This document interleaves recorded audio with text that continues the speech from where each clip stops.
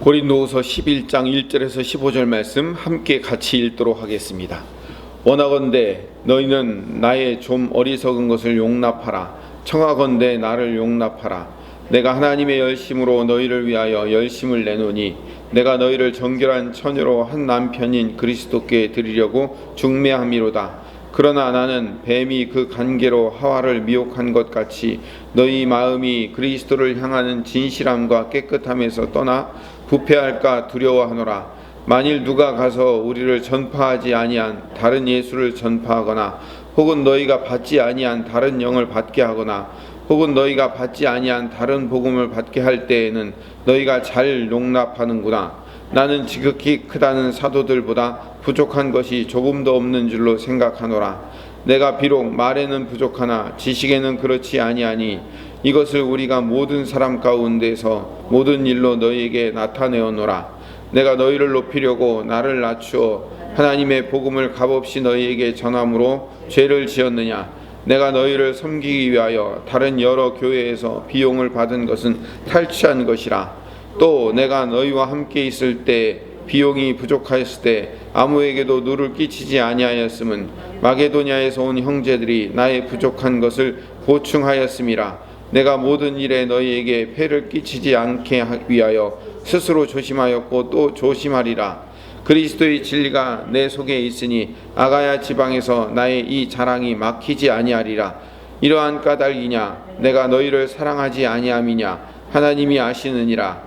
나는 내가 해온 그대로 앞으로도 하리니 기회를 찾는 자들이 그 자랑하는 일로 우리와 같이 인정받으려는 그 기회를 끊으려 함이라. 그런 사람은 거짓 사도요 속이는 일꾼이니 자기를 그리스도의 사도로 가장하는 자들이니라. 이것은 이상한 일이 아니니라. 사탄도 자기를 광명의 천사로 가장하나니 그러므로 사탄의 일꾼들도 자기를 의의 일꾼으로 가장하는 것이 또한 대단한 일이 아니니라. 그들의 마지막은 그 행위대로 되리라. 아멘. 오늘 본문 2절에 보면 바울의 열정과 열심의 목적을 설명하고 있습니다. 2절 내가 하나님의 열심으로 너희를 위하여 열심을 낸다 라고 얘기합니다. 그 사도 바울의 열정과 열심은 하나님으로부터 온 열심이에요. 그 하나님으로부터 온 열심을 받아서 그것을 전달하는 차원에 있어서의 열심과 열정을 가지고 있는 거죠. 근데 그 열심과 열정의 목적이 어디 있냐면 그러니까 바울이 너희를 고린도 교인들을 정결한 처녀로 한 남편인 그리스도께 드리려고 중매하는 일에 열정과 열심을 갖는다는 얘기예요. 그러니까 사도 바울의 초점은 어디에 있죠? 야 얘들아 나한테 집중해. 나한테가 아니라 누구한테 집중해? 저 예수님께 집중해 라고 예수님을 가르쳐주고 예수님에게 화살표를 돌려드리는 그 열정과 열심을 갖고 있다는 거죠. 그럼 세례 요한이 왜 위대한 마지막 구약 선지자인지 아십니까? 세례 요한의 가장 최고의 가치는 어디에 있어요? 예수 그리스도에게 모든 백성들이 집중하도록 만들었다는 거예요. 나는 지나가는 자의 존재에 불과하다 라고 얘기를 하는 거죠. 그래서 사도 바울도 같은 역할을 하는 거예요. 예수 그리스도께 신랑 되신 예수 그리스도께 집중하도록 만들어주는 일. 어쩌면요 모든 목회자나 모든 선교사나 모든 사역자들 뿐만 아니라 그런 사역자들뿐만 아니라 목자나 장로나 권사나 모든 직분자나 이 직분자든 사역자든 예수님께 사명을 받은 모든 사람들은 성도들을 어디로 초점을 맞추게 하는 거예요? 예수 그리스도께 초점을 맞추게 하는 거예요. 그게 사명자의 임무예요. 이건 모든 사명자의 임무입니다. 직분자든 사역자든 중요하지 않아요. 모든 성도들을 예수 그리스도께 중매하는 역할을 하는 거예요. 이걸 다른 말로 표현하면 뭐예요? 복음을 전하여 그리스도의 신부로 만드는 일이에요. 이 열심을 가지고 있다는 거예요. 나의 열심은 다른 열심이 아니야. 예수 그리스도를 소개하는 거야. 예수 그리스도를 알려주는 거야. 내가 복음을 전달함으로 말며 너희들이 모두 예수 그리스도에게 집중하는 거야. 그게 사역자의 임무야 라고 얘기하는 거죠. 자, 이렇게 열심을 얘기하는 이유는 뭘까요? 거짓 교사들이 열심을 내어서 그들 자신의 사역을 하는데 그들은 어떻게 하는 거예요? 예수 그리스도께 집중하도록 만들어줬다면 그들은 거짓 교사라고 안 부르겠죠. 근데 그들은 누구에게 집중하게 만드는 거예요? 자기들에게 집중하게 만드는 거예요. 예수님의 이름을 팔아서 자기들에게 집중하도록 만드는 거예요. 이게 거짓 교사와 참 교사, 거짓 선지자와 참 선지자를 구분하는 기준이 되는 겁니다. 거짓 목회자와 참 목회자를 구분하는 기준이 되는 거예요. 나에게 초점이 맞추느냐 아니면 그리스도께 초점을 맞추느냐, 중요한 거죠.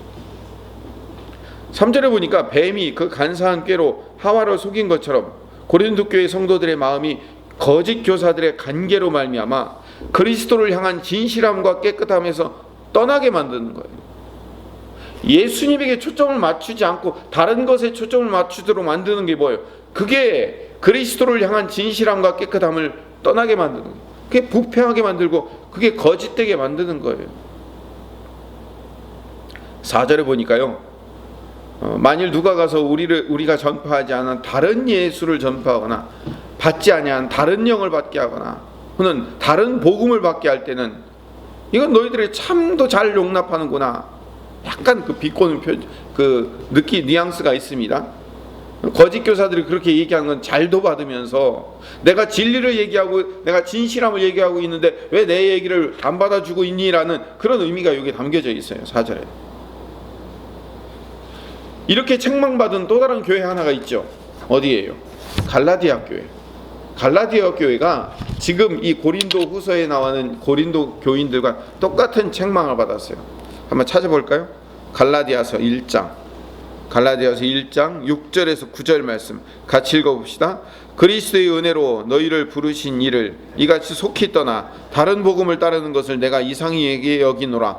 다른 복음은 없나니 다만 어떤 사람들이 너희를 교란하여 그리스도의 복음을 변하게 하려 함이라. 그러나 우리나 혹은 하늘로부터 온 천사라도 우리가 너희에게 전한 복음 외에 다른 복음을 전하면 저주를 받을지어다. 우리가 전에 말하였거니와 내가 지금 다시 말하노니 만일 누구든지 너희가 받은 것 외에 다른 복음을 전하면 저주를 받을지어다. 심지어 사도 바울은 갈라디아서를 쓰면서 2번이나 갈라디아 교인들에게 내가 전한 이 복음 이외에 다른 것을 받아들이면 저주받아라. 사도 바울의 입에서 저주받으라는 얘기를 이렇게 2번이나 반복해서 강조할 만큼 이 다른 복음을 받아들이는 자들이 있었다는 거예요. 갈라디아서 3장에 보면 성령을 받은 것이 육체로 받았느냐 믿음으로 듣고 받았느냐, 성령으로 너희들이 시작했다가 나중에 육체로 마치겠느냐라고 강하게 비판하는 거예요. 사도 바울은 예수를 믿으면 구원받고 예수를 믿음으로 너희들이 영접하는 거다 이렇게 했는데 거짓 교사들의 영향을 받아서 율법을 지켜야 되고 그 율법을 완성해야만 내가 구원을 받을 수 있다 이렇게 거짓 복음을 받아들이니까 거기에 대해서 책망을 하고 있는 거예요. 그렇게 사도 바울이 강하고 단호하게 이야기하니까 바울의 글로는 단호하고 무섭다라고 표현하는 이유가 바로 그거예요. 고린도 교회도 이 갈라디아 교회와 똑같이 거짓 교사들에게 휘둘렸어요. 다시 고린도 후서 11장 6절로 가보면 나는 지극히 크다 하는 사도들보다 부족한 것이 조금도 없는 줄로 생각하노라 라고 얘기해요. 여기 지극히 크다 하는 사도들이 누구죠? 베드로, 야고보, 요한 이런 사람들이에요. 이런 12 제자들, 이런 사도들, 지극히 크다 하는 그런 사도들보다도 나 부족한 것이 하나도 없다라는 얘기예요.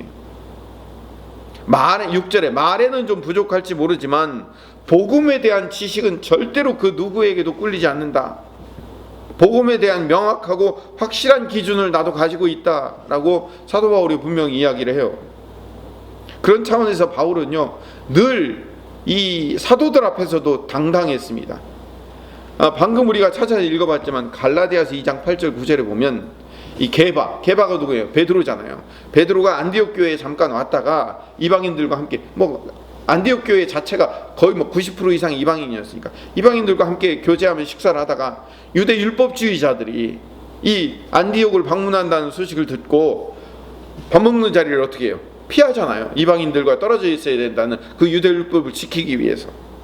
그러니까 사도 바울이 어떻게 됐어요? 사도 바울은 모든 사도들 중에 어떻게 돼요? 막내라고요. 꼬두발이에요.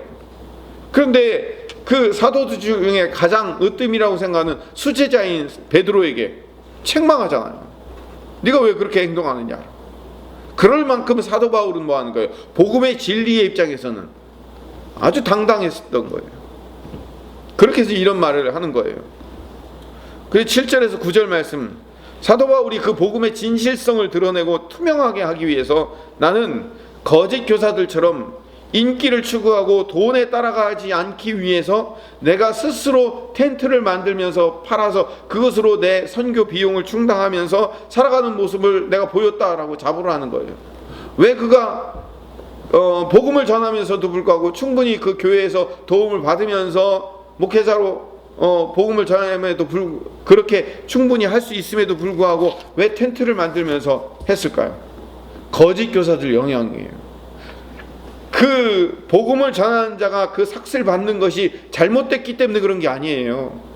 거짓 교사들, 그 당시 거짓 교사들이 인기와 돈을 위해서라면, 자기에게 초점이 맞춰져 있는 그 인기를 위해서라면 수단 방법을 가리지 않고 심지어는 그 복음까지도 변개하고 복음까지도 바꾸는 자들이 거짓 교사들이기 때문에, 그래서 다른 영을 받게 만들고 다른 복음을 전달하고 그렇게 만들었기 때문에 그들과 구별되기 위해서 자기가 텐트를 만든 거예요.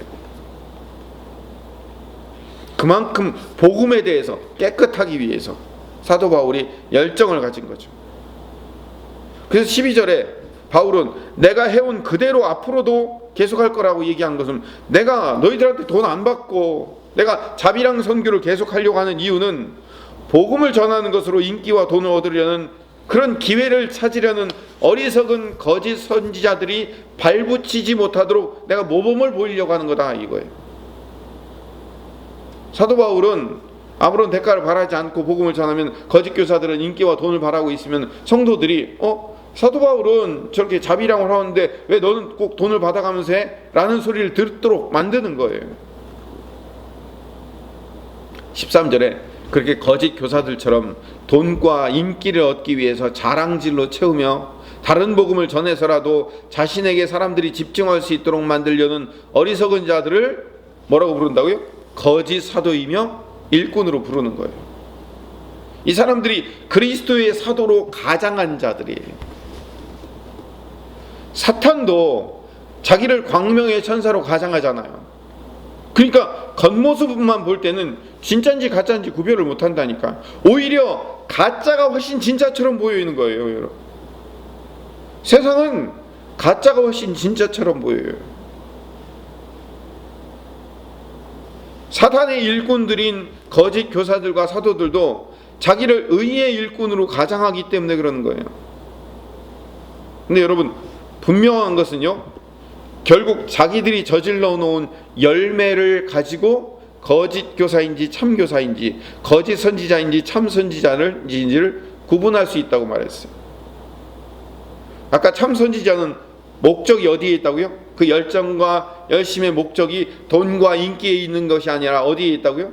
예수 그리스도에게로 집중시켜주는 것. 성도들을 중매쟁이가 돼야 돼요. 중매쟁이. 여러분, 중매쟁이가 신랑과 신부 만나가지고 하면은 중매쟁이가 하는 일이 뭐죠? 신랑 자랑하는 거예요. 그렇죠? 그리고 신랑한테는 신부 자랑하는 거잖아요. 그래서 서로 상대방이 호감을 가질 수 있도록 만들어서 서로 만나가지고 결혼하게 만드는 게 이게 뭐예요? 이게 중매쟁이의 역할 아니에요. 만나면 신랑 칭찬하고 만나면 신부 칭찬하는 게 그게 중매쟁이라고요. 입만 열면 우리는 중매쟁이가 되는 거예요. 누구 중매쟁이? 신랑 대신 예수님 중매쟁이가 되는 거예요. 그래서 그 사역자가 진짜인지 가짜인지 구분하는 것은 입만 열면 뭐가 나오는가? 그거 보면 알아요. 너무 쉬워요. 네, 여러분, 제가 어떤 특정한 단체나 교파나 어떤 특정한 정치 세력을 제가 비하하려고 하는 건 아닙니다. 절대로 그런 마음 없습니다. 정치적인 목적을 신앙과 종교에 이용하는 사람들이 거짓 선지자이며 거짓 사도예요. 자기가 가지고 있는 이데올로기, 자기가 가지고 있는 생각과 정치적 색깔을 성도들에게 강요하고 성도들에게 그것을 부추기도록 조장해서 어느 특정 후보를 찍어야 된다. 그 특정 후보를 찍지 않으면 천국 못 간다. 심지어 이렇게까지 얘기하고, 그런 특정 후보를 찍고 특정 정당을 찍어야만 예수를 잘 믿는 것처럼 포장해서 나타내는 것, 그게 뭐예요? 그게 거짓 선지자예요. 거짓 사도라고요. 제가 실제로 십몇 년 전에 어떤 집회를 갔는데요, 그 집회에서는 그렇게 얘기를 해요. 이명박 대통령 찍지 않으면 사단적인 행동을 하는 거라고. 심지어 그렇게 얘기하는 사람, 제가 실제로 제 귀로 들었어요. 이런 거짓 선지자들이 하는 일이에요. 특정한 어떤 보수 어떤 세력들을 얘기하는 게 아니에요. 그런 자기가 가지고 있는 정치 세력과 정치적인 성향을 그걸 종교에, 신앙에 합쳐가지고 이야기하는 것이, 그게 거짓 선지자예요. 복음의 핵심은 정치 얘기하는 사람이 아니에요. 우리를 그리스도의 신부로 드리고 중매하는 일이에요. 그리스도에게 집중. 예수님 얘기하기도 바쁘잖아요. 일평생 예수 얘기하기도 바쁘고 성경 전체가 예수님 이야기로 집중되어 있기 때문에 예수님 얘기하기도 바쁜데, 이 다른 복음을 전하는 자들은 복음을 이야기하는 척하면서 자기 생각, 자기 정치적 성향, 그걸 성도들에게 전달하고 강요하고, 그런 자들에게서 떠나야 돼요. 심지어 어떤 교회는요, 그 정치적인 어떤 색깔을 가지고 그 특정 후보가 당선되기 위해서 금요 철야 기도도 하고 그래요. 가짜잖아요. 가짜라는 게 분명히 드러나잖아요. 광명의 천사로 가장하는 자들이에요.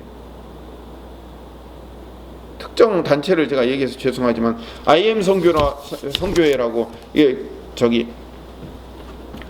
그 코로나 때문에 드러난 단체가 있는데요, 교육 사업하는 단체예요. 교육 사업하는 곳이, 교육 사업하는 곳에서 선교라는 이름을 거기다가 집어넣어 가지고 하나님의 이름을 모독하고 있는 거예요. 그냥 교육 사업의 이름으로 교육 사업하면 그거 상관없어요. 교육도 사업이기 때문에. 근데 거기다가 선교라는 이름을 집어넣어 가지고 하나님의 선교, 그건 하나님을 선교하고 예수 그리스도를 전달하는 거지. 자기의 교육 사업을 위해서 거기다가 하나님의 이름을 들먹이고 선교라는 특정한 이름을 들먹이는 것 자체가, 이게 거짓 사도이며 거짓 교사라는 것을 분명히 드러내고 있잖아요. 열매로 그들을 알 수 있다고 말하고 있는 겁니다. 다시 한번 우리가 집중해야 됩니다. 그리스도를 향한 중매쟁이가 돼야 돼요. 오직 예수 그리스도에게로 초점을 맞출 수 있도록 돕는 자가 진정한 참 선지자라는 사실을 우리는 늘 깨달아야 돼요. 우리가 진짜 예수 그리스도만 이야기하고 예수 그리스도에게 집중하는 하나님의 백성이 될 수 있도록 우리 모두가 만나면, 어떤 사람을 만나든지 예수 그리스도에게 집중시키고 예수 그리스도 이야기하고 예수 그리스도에게만 초점을 맞춘다면 우리가 이렇게 지탄받는 기독교가 되지 않을 거라고 생각합니다. 우리가 그 일을 위해서 함께 기도하고 우리 모든 생각이 예수 그리스도께로 집중되는 하루가 되게 해달라고 기도하시는 여러분들 되시기를 간절히 소망합니다.